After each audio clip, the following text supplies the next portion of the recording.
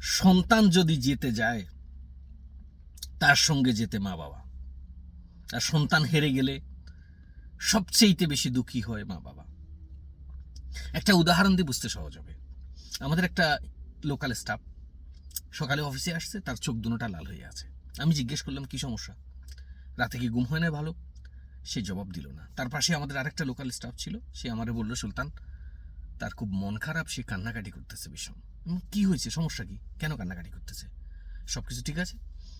সে বলল যে আজ তার মেয়ের পরীক্ষার রেজাল্ট আসছে, একটা সাবজেক্টে মেয়েটা ফেল করছে, আর ওই সাবজেক্টে মেয়েটা সবচাইতে বেশি মেহনত করছিল, অনেক চেষ্টা করছিল। এখন মেয়ে খুব কান্নাকাটি করতেছে দেখে মাও কাঁদতেছে। তা আমি বললাম ঠিক আছে, একটা সাবজেক্টে ফেল করছে, আবার ট্রাই করবে। বললো যে 1 বছর সময় লাগবে আবার। এই জন্য মেয়েটা খুব কান্নাকাটি করতেছিল, আর সে প্রত্যাশা করছিল এই সাবজেক্টে ভালো রেজাল্ট আসে।